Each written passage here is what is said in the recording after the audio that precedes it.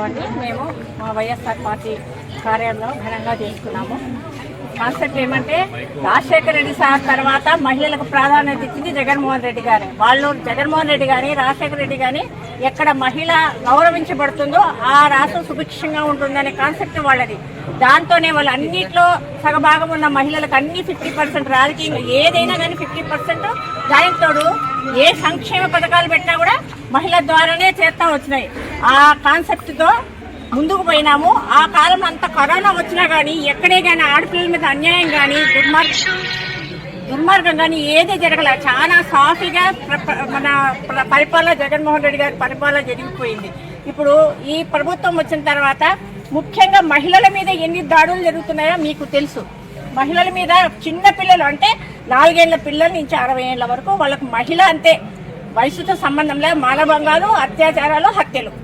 ఇలాంటి ప్రభుత్వం 20 నెలలకే ఎంత మోసం చేశారంటే ఈ ప్రభుత్వము అన్ని మహిళలకు వీళ్ళు ఎంతమంది ఉంటే 18 ఏళ్ళ వాళ్ళకు 15,000 అన్నారు. అమ్మఒడి అన్నారు.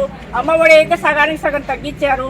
ఇంకా ఇంతవరకు వాళ్ళ ప్రభుత్వం వచ్చి ఇంతవరకు ఒక పెన్షన్ ఇలా మహిళలు ఎక్కడైనా సుఖపడ్డారు, ఆనందంగా ఉన్నారంటే జగన్మోహన్ రెడ్డి గారి ప్రభుత్వం. ఆయన సాధికారత కానీ రాజకీయంగా కానీ మన ఫైనాన్స్ కానీ మహిళలు చాలా ముందుకు తెచ్చారు. రాజశేఖర రెడ్డి ప్రభుత్వం మళ్ళీ రావాలని మా మహిళలందరూ కోరుకుంటున్నారు. ఎక్కడే కానీ న్యాయమే లేదు. వాళ్ళ ఎమ్మెల్యేలు వాళ్ళ కార్యకర్తలే మహిళల మీద దాడులు. కనీసం చర్యలు ఉన్నాయా? ఒక మహిళా హోంమంత్రి ఉండి ఏం సాధించింది ఆమె?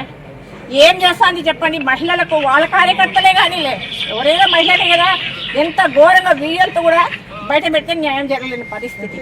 ఈ ప్రభుత్వానికి మేము హెచ్చరిస్తున్నాము. ఇట్లా పోతూ ఉంటే ప్రజలు చాలా ఘోరంగా ఇప్పుడు అన్ని ట్రేడ్ వాళ్ళు ఏమంటారు, అంగన్వాడీ వాళ్ళు, ఆశా వర్కర్లు తిరగబడినట్లు మహిళలు ఇళ్లలో ఉండే మహిళలు ఈ దుర్మార్గాలు, దుశ్చర్యలు, మానభంగాల మీద కూడా తిరగబడే రోజు వస్తుంది. మహిళా హోంమంత్రికి ఎన్నిసార్లు చెప్పాము. ఆమెకు అంత మహిళా హోంమంత్రిగా ఆమె డ్యూటీ ఆమె చేయడంలో ఆమె ఏదో హాయిగా రెడీ అయ్యి చూసుకుంటుంది. మహిళా హోంమంత్రి ఇప్పటికైనా కూడా మహిళలకు రక్షణ కల్పించాలి. చాలా దుర్మార్గమైన ప్రభుత్వం ఉంది. దీన్ని మేము తీవ్రంగా ఖండిస్తున్నాము. అందరికీ ఏం చెప్తున్నానంటే ఈ మహిళా దినోత్సవం రోజు ఒక 3 ఏళ్ళు ఎట్లా ఒకటి సాధిద్దామమ్మా, ఎగుదాం వీళ్ళతో. నెక్స్ట్ జగన్మోహన్ రెడ్డి గారు వస్తారు.